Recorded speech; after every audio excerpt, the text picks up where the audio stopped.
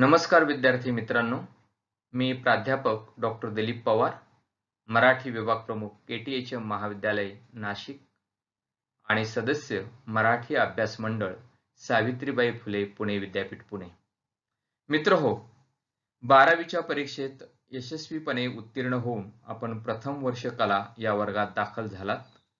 आपले महाविद्यालय व मराठी विभागातर्फे मनापासून स्वागत. मला माहिती आहे तुम्हाला कॉलेजला यायचे वेध लागले, पण कोरोनाचा वाढता फैलाव आणि लॉकडाऊनमुळे मार्ग बंद आहे. असो, तुमच्या भविष्यकालीन वाटचालीची दिशा या प्रवेशामुळे आता निश्चित झाली. महाविद्यालयीन जीवनाची अनुभूती घेताना तुम्हाला निवडलेल्या विषयांना न्याय तर द्यायचाच आहे, परंतु तुमच्यातील सुप्त कलागुणांना योग्य व्यासपीठाच्या माध्यमातून जगासमोर देखील आणायचे आहे. त्यासाठी महाविद्यालयातील अन्य अभ्यासेतर उपक्रमांमध्ये तुम्हाला यशस्वी सहभाग नोंदवावा लागेल. यातून तुमच्या व्यक्तिमत्वाचा पिंड निश्चितच घडेल यात शंका नाही. त्यामुळे ध्येय स्वप्न उराशी बाळगून आता तुम्ही वाटचाल करणार आहात. तुमच्या पंखात बळ भरण्यासाठी आम्ही सज्ज आहोत हे वेगळे सांगायला नको. मित्रहो, आजच्या पहिल्या व्याख्यानात हा संवाद मला महत्त्वाचा वाटला, म्हणूनच हा प्रपंच. असो, आज आपण मराठी या विषयाच्या अभ्यासक्रमाचा सविस्तर परिचय करून घेऊयात. तुम्हाला तो नक्कीच आवडेल यात शंका नाही.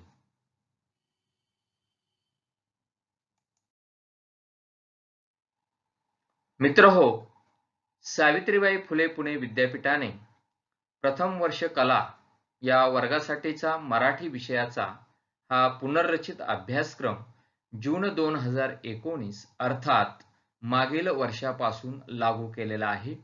यासाठी चॉईस बेस्ड क्रेडिट सिस्टीम अर्थात निवड आधारित श्रेयांक पद्धत ही अवलंबलेली आहे.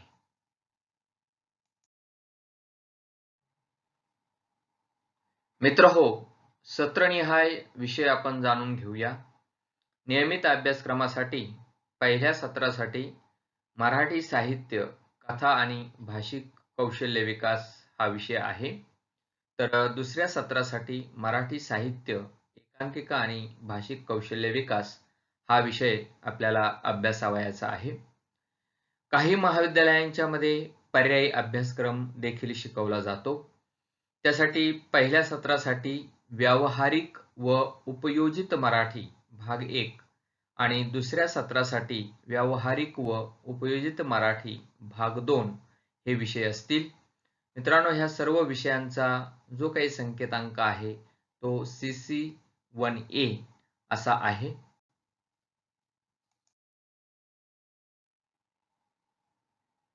मित्रहो, हा अभ्यासक्रम तयार करीत असताना काही आधारभूत तत्वे स्वीकारलेली आहेत. राष्ट्रीय शैक्षणिक धोरणाची उद्दिष्टे प्रत्यक्षात आणताना विद्यार्थी केंद्री, आंतरविद्या शाखीय, रोजगाराभिमुख आणि कौशल्याधिष्ठित असे भाषा व साहित्याचे अभ्यासक्रम अनुसरणे, निर्माण करणे आवश्यक आहे.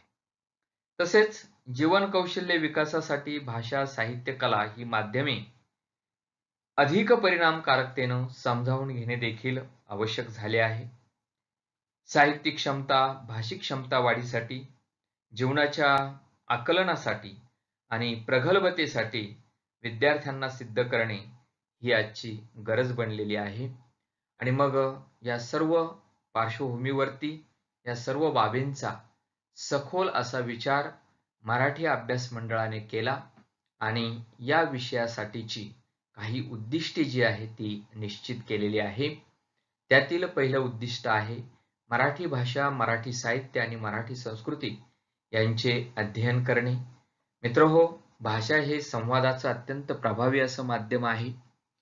साहित्य जे समाजासह चालतं, समाजाबरोबर चालतं, त्याला आपण साहित्य असं म्हणत असतो. आणि मग भाषेच्या माध्यमातून, साहित्यामधून मराठी संस्कृतीचं किंवा एकूणच संस्कृतीचं प्रतिबिंब हे उमटलेलं आपल्याला पाहायला मिळतं. या सर्व गोष्टींचं अध्ययन या ठिकाणी करणं अभिप्रेत आहे. त्यानंतर साहित्यविषयक आकलन, आस्वाद आणि मूल्यमापन क्षमता विकसित करणं. मित्रहो, यावर्षी आपण कथा ह्या साहित्य प्रकाराचा अभ्यास करणार आहोत.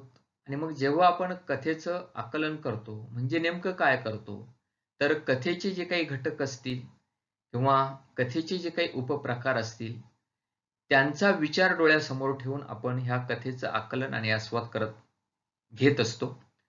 म्हणजे बघा की कथेचे जे काही घटक आहेत त्यामध्ये कथानक असेल, लेखकाचा दृष्टिकोन, वातावरण निर्मिती, पात्र विचार, मांडणी, निवेदन शैली, भाषा शैली, हे सर्व जे काही घटक आहे हे सर्व घटक डोळ्यासमोर ठेवून किंवा एकूणच ती कथा महानगरी आहे, ग्रामीण आहे, दलित आहे, स्त्रीवादी आहे किंवा इतिहासाचं दर्शन घडवणारी आहे किंवा अजून कुठला वेगळा विषय घेऊन त्या ठिकाणी अवतरलेली आहे, या सर्व गोष्टींचा विचार हा आकलन, आस्वाद आणि मूल्यमापन करताना होत असतो. ह्या क्षमता तुम्हा विद्यार्थ्यांच्या अंगी येणं गरजेचं आहे. त्या दृष्टिकोनातनं या ठिकाणी हे उद्दिष्ट निश्चित करण्यात आलेलं आहे. त्यानंतर साहित्याभ्यासातून जीवनविषयक समज विकसित करणे.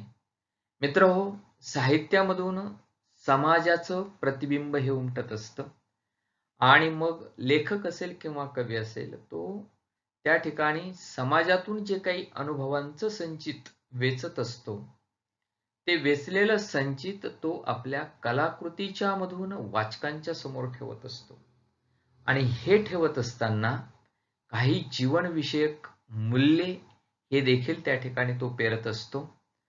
विद्यार्थी किंवा जो काही वाचक असेल किंवा जो काही समाज असेल, ह्या समाजाची जीवनविषयक जाणीव ही विकसित कशी होईल ही भूमिका त्या ठिकाणी त्याची असते आणि मग हा अभ्यास करून आपल्याला हीच जाणीव किंवा हाच जीवनविषयक समज त्या ठिकाणी विकसित करावयाचा आहे. यानंतर शेवटचं जे उद्दिष्ट आहे ते म्हणजे मराठी भाषेची उपयोजनात्मक कौशल्य विकसित करणे. मित्रहो, श्रवण, भाषण, वाचन, लेखन ही भाषेची प्राथमिक कौशल्य आहे. त्यानंतर प्रगत कौशल्यांचा किंवा उपयोजनात्मक कौशल्यांचा जेव्हा आपण विचार करतो त्यावेळेस संवादासारखं कौशल्य असेल, भाषांतरासारखं कौशल्य असेल किंवा कार्यालयीन कामकाजामध्ये विविध प्रकारची कौशल्य त्या ठिकाणी उपयोगी पडत असतात. त्या सर्व कौशल्यांचा विचार असेल, घोषवाक्य लेखन असेल, यासारखी उपयोजनात्मक कौशल्य ती देखील विद्यार्थ्यांनी आत्मसात केली पाहिजे. ही भूमिका हा अभ्यासक्रम तयार करण्याच्या पाठीमागे आहे असं निश्चितपणे म्हणता येईल.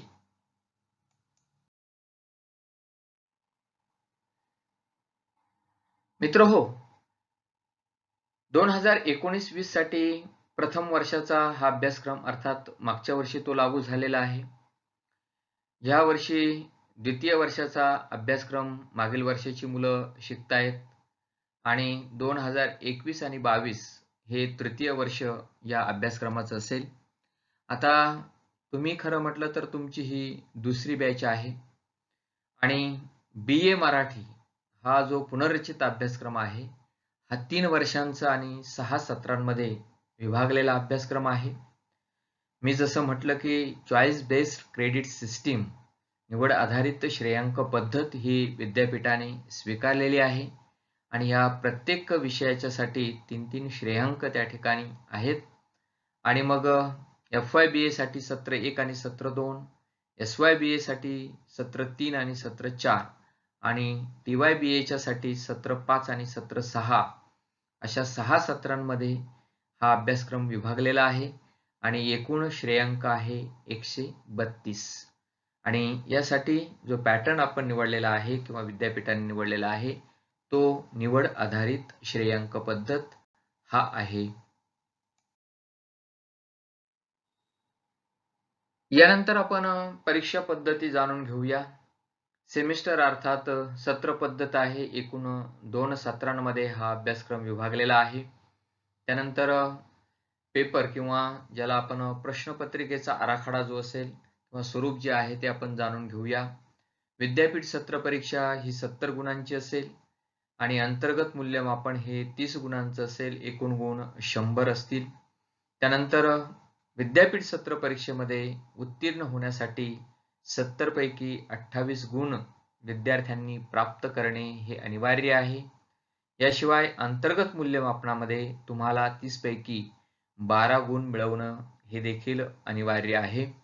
त्यानंतर एकूण जो कार्यभार आहे, ज्याला वर्कलोड असं आपण म्हणतो, त्यामध्ये एका श्रेयांकासाठी 15 तास हे त्या ठिकाणी निश्चित केलेले आहे. 60 मिनिटांचा 1 तास किंवा ती तासिका असेल आणि प्रत्येक सत्राच्या साठी 3 श्रेयांक हे प्रत्येक विषयाच्या साठी त्या ठिकाणी निश्चित करण्यात आलेले आहेत.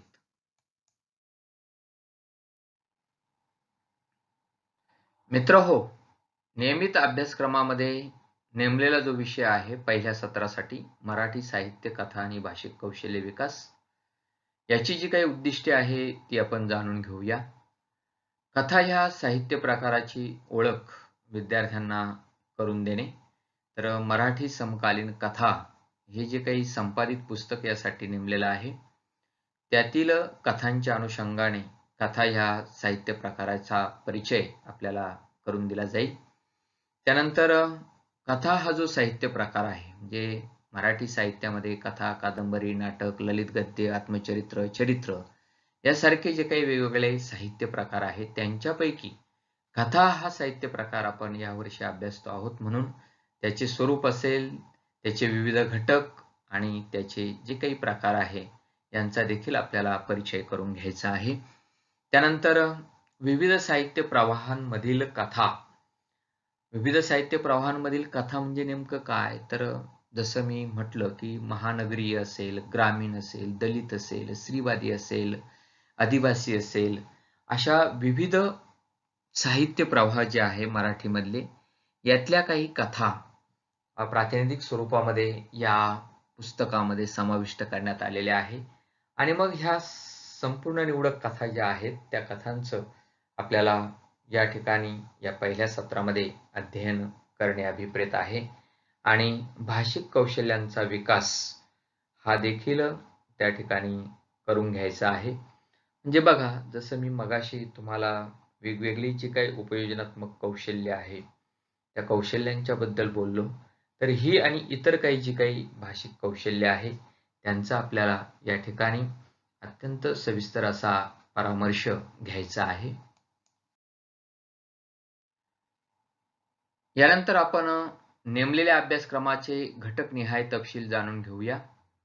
पहिल्या सत्रामध्ये पहिल्या घटकामध्ये आपल्याला कथेचं स्वरूप, वाटचाल, कथेचे घटक, कथेचे प्रकार यांचा परामर्श घ्यायचा आहे. त्यानंतर दुसऱ्या घटकामध्ये आपण मराठी कथांचं जे काही संपादित केलेलं पुस्तक आहे, समकालीन मराठी कथा, ज्याचे प्रकाशक अक्षरबंध प्रकाशन पुणे हे आहेत आणि संपादक म्हणून ज्यांनी काम पाहिलेलं आहे त्यामध्ये प्राध्यापक डॉक्टर शिरीष लांडगे, त्यानंतर मी स्वतः प्राध्यापक डॉक्टर दिलीप पवार आणि प्राध्यापक डॉक्टर संदीप सांगळे. तर ह्या संपादित समकालीन मराठी कथा ह्या पुस्तकातील ज्या काही 9 कथा आहे त्यांचा आपण अभ्यास करणार आहोत. त्यानंतर भाषिक कौशल्य विकास अंतर्गत आपल्याला नैसर्गिक, अर्जित आणि प्रगत अशी 3 प्रकारची जी काही कौशल्य आहे त्या कौशल्यांचा अभ्यास करायचा आहे. त्यामध्ये आकलनासह श्रवण असेल, त्यानंतर अर्जित कौशल्यांच्या मध्ये संभाषण, वाचन, लेखन, ई-संवाद कौशल्य हे आपल्याला जाणून घ्यायचं आहे. आणि सगळ्यात महत्त्वाचं म्हणजे स्पर्धा परीक्षांच्या दृष्टिकोनातून असेल किंवा एकूणच दैनंदिन वापरामध्ये सारांश लेखन किंवा सारग्रहण याला खूप महत्त्व असतं. या कौशल्यांचा देखील आपल्याला या ठिकाणी अभ्यास करायचा आहे. मित्रांनो, जसं मी मगाशी म्हटलं की एकूण 3 श्रेयांक आहे. इथे 3 घटकांच्या साठी हे 3 श्रेयांक असतील आणि एकूण या सत्रासाठीच्या तासिका ह्या 45 इतक्या त्या ठिकाणी निश्चित केलेल्या आहेत. मित्रहो, दुसऱ्या सत्रासाठी मराठी साहित्य, एकांकिका आणि भाषिक कौशल्य विकास या विषयाच्या अंतर्गत जो काही अभ्यासक्रम येतो त्याची उद्दिष्टे आपण जाणून घेऊया. त्यामध्ये पहिलं उद्दिष्ट आहे एकांकिका ह्या साहित्य प्रकाराची ओळख करून देणे. आता एकांकिका म्हणजे काय? तर एकांकिका म्हणजे एकांकी नाटक. स्थलकालाच्या मर्यादित अवकाशामध्ये आपल्या सर्व नाट्यशक्ती एककेंद्रित करणारा असा हा प्रकार. थोडक्यात उत्कट, एकसंध व एकजिन्सी परिणाम साधणारा संपूर्ण स्वयंपूर्ण एकांकी नाट्य प्रकार म्हणजे एकांकिका. आणि मग ह्या साहित्य प्रकाराची खऱ्या अर्थाने ओळख आपल्याला या ठिकाणी होणार आहे. त्यानंतर एकांकिकेचं नेमकं स्वरूप कसं असतं, कोणते घटक एकांकिका अभ्यासताना किंवा एकांकिका जाणून घेत असताना, सादर करत असताना विचारात घेतले जातात, एकांकिकेचे वेगवेगळे प्रकार कोणते आहे याचा देखील आपल्याला अभ्यास करायचा आहे. त्यानंतर मराठी साहित्यामधील ज्या काही निवडक एकांकिका आहे त्या 2 एकांकिका आपण अभ्यासणार आहोत आणि भाषिक कौशल्यांचा विकास हा देखील आपल्याला नेमका जाणून घ्यायचा आहे. तर ही ह्या विषयाच्या अनुषंगाने महत्त्वाची उद्दिष्टे आहेत. मित्रहो, ह्या विषयाचा जो घटकनिहाय अभ्यासक्रमाचा तपशील आहे तो आपण जाणून घेऊया. पहिल्या घटकामध्ये आपल्याला एकांकिकेचं स्वरूप, घटक, त्यानंतर एकांकिकेचं संहिता मूल्य आणि प्रयोग मूल्य जाणून घ्यायचं आहे. त्यानंतर दुसरा घटक, यामध्ये आपल्याला ज्या काही मराठी अभ्यास मंडळाने निश्चित केलेल्या एकांकिका आहे, मराठी एकांकिका, तर हे जे काही पुस्तक आहे, अभ्यास पुस्तक, त्यातील विठ्ठल तो आला आला ही पु ल देशपांडे लिखित एकांकिका आपण अभ्यासणार आहोत. आणि त्याचबरोबर दत्ता पाटील लिखित हंडाभर चांदण्या या एकांकिकेचा देखील आपण सखोल असा अभ्यास करणार आहोत. पुण्याच्या पद्मगंधा प्रकाशनाने त्या ठिकाणी हे पुस्तक प्रकाशित केलेलं आहे. याचे संपादक आहेत प्राध्यापक डॉक्टर शिरीष लांडगे, प्राध्यापक डॉक्टर बाळकृष्ण लळित आणि प्राध्यापक डॉक्टर भास्कर ढोके. त्यानंतर तिसरा जो घटक आहे तो भाषा उपयोजनाची विविध आविष्कार रूपे, त्यामध्ये संवाद लेखन, कल्पना विस्तार, घोषवाक्य लेखन, भाषांतर. आता ह्या सर्व घटकांचा आपल्याला थोडाफार परिचय जरी असला तरी हे घटक आपण एक उपयोजनाच्या दृष्टिकोनातनं जाणीवपूर्वक त्या ठिकाणी अभ्यासणार आहोत. कारण काळाच्या ओघात ह्या सगळ्या रूपांना अत्यंत महत्त्व प्राप्त झालेलं आहे आणि मग व्यवसायाच्या संधीच्या दृष्टिकोनातून देखील आपण ह्या कौशल्यांच्याकडे बघणं तितकंच गरजेचं आहे असं म्हटलं तर वावगं ठरणार नाही. मित्रहो, पहिल्या आणि दुसऱ्या सत्रासाठी प्रश्नपत्रिकेचं स्वरूप हे एकसारखं असेल. विद्यापीठाची ही सत्र परीक्षा असणार आहे आणि त्यासाठी वेळ जो आहे तो 3 तास असणार आहे. एकूणच प्रश्ननिहाय घटक जे आहे त्यांचा आणि प्रश्नांचा तपशील आपण जाणून घेऊया. त्यामध्ये पहिल्या प्रश्नात 2 पैकी एका प्रश्नाचं उत्तर हे 150 शब्दांपर्यंत लिहायचं आहे, त्यासाठी 10 गुण असतील. दुसरा जो प्रश्न असेल तो 4 पैकी 2 प्रश्नांची उत्तरं तुम्हाला 150 शब्दांपर्यंत लिहायची आहेत, त्यासाठी 20 गुण असतील. त्यानंतर तिसऱ्या प्रश्नामध्ये 2 पैकी एका प्रश्नाचं उत्तर हे 300 शब्दांपर्यंत लिहिणे अभिप्रेत आहे, त्यासाठी 20 गुण असतील. आणि चौथा जो प्रश्न असेल 4 पैकी 2 प्रश्नांची उत्तरे प्रत्येकी 150 शब्दांपर्यंत लिहिणे आवश्यक आहे, त्यासाठी 20 गुण. असे एकूण 70 गुणांची ही विद्यापीठ परीक्षा असेल. त्यानंतर अंतर्गत मूल्यमापनासाठी उर्वरित 30 गुण जे आहेत ते गुण आहेत. त्यामध्ये 20 गुणांची लेखी परीक्षा असेल आणि 10 गुणांच्यासाठी प्रकल्प, गटचर्चा, गृहपाठ, चर्चासत्र, उपक्रम सहभाग किंवा अभ्यास भेट यापैकी एक घटक त्या ठिकाणी तुम्हाला विचारात घेणे गरजेचे असेल. एकूणच अंतर्गत मूल्यमापनाचे हे 30 गुण आणि विद्यापीठ सत्र परीक्षेचे 70 गुण असे 100 गुण या ठिकाणी असतील. प्रत्येक सत्रामध्ये ही 100 गुणांची परीक्षा पार पडेल. त्यानंतर अंतर्गत परीक्षेचं जे नियोजन असेल ते महाविद्यालय करेल आणि विद्यापीठाच्या निर्देशानुसार त्या ठिकाणी आपले गुण जे असतील ते विद्यापीठाकडे पाठवले जातील. याशिवाय विद्यार्थ्यांचं काम काय असेल तर त्यांना जे जे काही अंतर्गत मूल्यमापन विषयक लेखन वेळोवेळी दिलं जाईल ते त्यांनी वेळेत पूर्ण करून महाविद्यालयाकडे जमा करणं हे अपेक्षित आहे. विद्यार्थी मित्रांनो, आपल्या महाविद्यालयासह पुणे विद्यापीठ कक्षेतील बहुतांशी महाविद्यालयांच्यामध्ये नियमित अभ्यासक्रम शिकवला जातो. असं असलं तरी अनेक महाविद्यालयांच्यामध्ये व्यावहारिक व उपयोजित मराठी अर्थात पर्यायी अभ्यासक्रम हा शिकवला जातो. आणि मग या अभ्यासक्रमाची आपल्याला देखील तोंड ओळख असणं गरजेचं आहे. त्या दृष्टीने आपण ही उद्दिष्टे जाणून घेऊया. पहिलं उद्दिष्ट आहे संज्ञापनातील भाषेची भूमिका, विविध भाषिक आविष्कारांचे स्वरूप समजावून घेणे, भाषिक कौशल्यांची क्षमता विकसित करणे. त्यानंतर दुसरं उद्दिष्ट आहे भाषिक कौशल्यांचे विविध आविष्कार आणि संपर्क माध्यमे यांचा परस्पर संबंध समजावून घेणे व उपयोजन करणे. त्यानंतरचं उद्दिष्ट आहे मराठीचा कार्यालयीन व्यावसायिक कामकाजात भाषेचे उपयोजन, गरज व स्वरूप या विशेषांची माहिती करून घेणे. आणि शेवटचं उद्दिष्ट आहे कार्यालयीन व्यावसायिक भाषा व्यवहारासाठी आवश्यक लेखन कौशल्यांचे संपादन व उपयोजन करणे. तर एकूणच या ठिकाणी भाषिक कौशल्य आणि त्यांचं उपयोजन यावरती भर दिलेला आहे. आणि मराठीचा कार्यालयीन कामकाजासाठीचा जो वापर आहे, हा वापर नेमका कशा स्वरूपाचा आहे ते देखील जाणून घेणे. आणि मग व्यावसायिक दृष्टिकोनातनं त्या ठिकाणी विद्यार्थ्यांनी जर ही कौशल्य आत्मसात केली तर नक्कीच त्यांना त्यांच्या भावी जीवनासाठी स्वतःच्या पायावर उभं राहण्यासाठी त्यांचा उपयोग होऊ शकतो. या ठिकाणी या निमित्ताने स्वयंरोजगाराची एक संधी या अभ्यासक्रमामधून त्यांना उपलब्ध होऊ शकते, असं म्हटलं तर वावगं ठरणार नाही.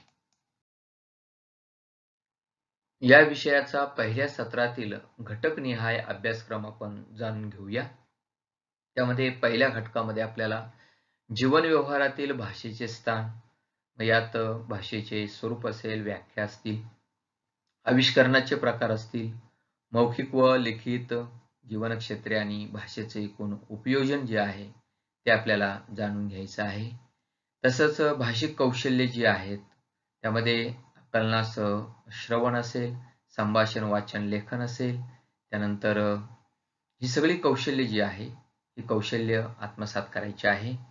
याशिवाय दुसऱ्या घटकामध्ये अर्जलेखन, त्यामध्ये अर्जाचे जे काही विविध प्रकार आहे, विनंती, नोकरीसाठीचा, तक्रारीचा अर्ज असेल, माहितीच्या अधिकारातील अर्ज असेल, यांचं स्वरूप आणि प्रत्यक्षातलं लेखन अभिप्रेत आहे. निबंध लेखनामध्ये वर्णनात्मक, चर्चात्मक आणि लालित्यपूर्ण निबंध, त्याला ललित निबंध असं म्हटलं जातं. इथे या निबंधांचं प्रत्यक्ष लेखन करणं हे अभिप्रेत आहे. आणि प्रगत भाषिक कौशल्यांच्या मध्ये सारांश लेखन, सारग्रहण, भाषांतर येथे देखील प्रत्यक्ष लेखन विद्यार्थ्यांनी करणं अपेक्षित आहे. मित्रांनो, या पहिल्या सत्रासाठी श्रेयांक 3 आहेत आणि तासिका ह्या 45 आहेत. हे आपण लक्षात घेणं गरजेचं आहे. दुसऱ्या सत्रामध्ये आपल्याला संवाद लेखन, विविध माध्यमांच्यासाठी होणारे संवाद असतील ते, त्यानंतर एखादा प्रसंग तुम्हाला सुचवला जाईल त्यावरती तुम्हाला संवाद लेखन करणं अभिप्रेत आहे. अलीकडे ई संवाद किंवा ईमेल असेल किंवा ही जी काही इंटरनेट असेल, मोबाईल असेल, यासारखी माध्यमं आहे, यांना प्रचंड महत्त्व प्राप्त झालेलं आहे. आणि त्या दृष्टिकोनातनं संवादाला देखील तितकंच महत्त्व प्राप्त झालेलं आहे. ह्या संवाद लेखनाची कौशल्य आपल्याला खऱ्या अर्थाने ज्ञात करून घ्यायची आहेत. त्यानंतर भाषांतर ही देखील खूप महत्त्वाची बाब आहे. एकूणच अनुवाद या क्षेत्राला अत्यंत महत्त्व प्राप्त झालेलं आपल्याला पाहायला मिळतं. भाषेमध्ये उत्तम अनुवादक मिळणं हे देखील अत्यंत अवघड होऊन बसलेलं आहे. आणि ह्या पार्श्वभूमीवरती आपले जे भाषेचे विद्यार्थी आहे त्यांना हे भाषांतर किंवा अनुवादाचे जे काही कौशल्य आहे ते आत्मसात करता येईल का, ही भूमिका अभ्यास मंडळाने घेतली. आणि त्या दृष्टिकोनातनं भाषांतर हा जो प्रकार आहे तो अभ्यासक्रमासाठी ठेवलेला आहे. त्यामध्ये भाषांतर म्हणजे काय, भाषांतर शास्त्र की कला, भाषांतराची आवश्यकता, भाषांतर करत असताना येणाऱ्या अडचणी असतील, भाषांतर आणि रूपांतर यामधला नेमका फरक काय आहे, किंवा भाषांतराचे लक्ष्यनिष्ठ आणि मूलनिष्ठ जे काही प्रकार आहे ते प्रकार म्हणजे नेमकं काय, त्यांचं स्वरूप कसं असतं, आणि मग प्रत्यक्षात इंग्रजी उतार्याचं इंग्लिश उतार्याचं मराठी अथवा हिंदीमध्ये भाषांतर करणं हे अभिप्रेत आहे. त्यानंतर तिसऱ्या घटकामध्ये उपयोजित मराठीची आविष्कार रूप आपण जाणून घेणार आहोत. मग त्यामध्ये टिप्पणी लेखन असेल, इतिवृत्त लेखन असेल, घोषणापत्रक असेल, हस्तपत्रक, घडीपत्रक, स्मरणपत्र, स्मरणिका निर्मितीचा आराखडा असेल, त्यानंतर आशय लेखन असेल, जाहिरात लेखन असेल, हे सगळी जी काही मराठीची आविष्कार रूप आहे त्यांचा आपण परिचय करून घेणार आहोत. या सत्रामध्ये देखील 3 श्रेयांक आणि 45 तासिकांच्या मध्ये हा अभ्यासक्रम अभ्यासणे अभिप्रेत आहे. यानंतर आपण व्यावहारिक आणि उपयोजित मराठी या अभ्यास पत्रिकेसाठीचं पहिल्या आणि दुसऱ्या सत्राचं जे काही प्रश्नपत्रिकेचं स्वरूप आहे ते जाणून घेऊया. नियमित अभ्यासक्रमाच्या पेक्षा थोडंसं वेगळं स्वरूप या ठिकाणी या विद्यापीठ सत्र परीक्षेचं असणार आहे. अर्थात प्रश्नसंख्या ही जी आहे ती कमी आहे या ठिकाणी. वेळ 3 तासाचाच असेल, गुण 70 असतील. प्रश्न पहिला जो असेल तो 4 पैकी 2 प्रश्नांची उत्तरं लिहिणे अपेक्षित आहे 20 गुणांसाठी. प्रश्न दुसरा जो आहे 4 पैकी 2 प्रश्नांची उत्तरं लिहिणं अपेक्षित आहे 20 गुणांच्यासाठी. आणि प्रश्न तिसरा जो आहे 4 पैकी 2 प्रश्नांची उत्तरं लिहिणे अभिप्रेत आहे 30 गुणांच्यासाठी. अशी 70 गुणांची ही विद्यापीठ सत्र परीक्षा असेल. त्यानंतर अंतर्गत मूल्यमापनामध्ये लेखी परीक्षा ही 20 गुणांच्यासाठी असेल आणि प्रकल्प, गटचर्चा, गृहपाठ, चर्चासत्र, उपक्रम सहभाग, अभ्यासपेठ यापैकी एक जो काही उपक्रम असेल किंवा एक जो काही घटक असेल त्यासाठी 10 गुण असतील, असे एकूण 30 गुण. आणि 100 गुणांचं हे सत्र परीक्षा आणि अंतर्गत मूल्यमापनाचं सत्रनिहाय अशा पद्धतीचं स्वरूप असेल. त्यानंतर अंतर्गत परीक्षेचं जे काही नियोजन असेल ते महाविद्यालयच त्या ठिकाणी करणार आहे. अंतर्गत मूल्यमापन हे महाविद्यालयाकडूनच होईल आणि मग विद्यापीठाच्या निर्देशानुसार ते जे काही गुण असतील ते विद्यापीठाकडे पाठवले जातील. त्यानंतर विद्यार्थ्यांना वेळोवेळी जे काही अंतर्गत मूल्यमापन विषयक लेखन कार्य दिलं जाईल ते त्यांनी विद्यापीठाच्या तत्वांच्या नुसार, निर्देशांच्या नुसार विहित कालावधीपर्यंत महाविद्यालयातील शिक्षकांकडे जमा करणे हे आवश्यक असणार आहे. तेव्हा ह्या सर्व गोष्टी विद्यार्थी या नात्याने तुम्हाला करावयाच्या आहे. मित्रहो, नियमित अभ्यासक्रम आणि पर्यायी अभ्यासक्रम यांचा आपण सविस्तर असा परिचय या ठिकाणी करून घेतला.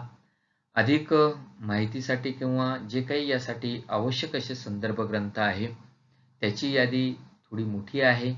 त्यामुळे ह्या संदर्भ ग्रंथांच्यासाठी आपण www.unipune.ac.in या संकेतस्थळाला भेट दिल्यानंतर त्यात जर सिलेबस आपण टाईप केलं तर आपल्याला हा संपूर्ण अभ्यासक्रम त्या ठिकाणी निश्चित पाहायला मिळेल. त्याला अवश्य भेट द्या आणि त्यातील जे काही निवडक संदर्भ ग्रंथ आहे ते आपल्या संग्रही ठेवा, त्यांचा अभ्यास करा. म्हणजे आपण यशाच्या खूप आणि खूपच जवळ त्या ठिकाणी जाऊन पोहोचतो. धन्यवाद.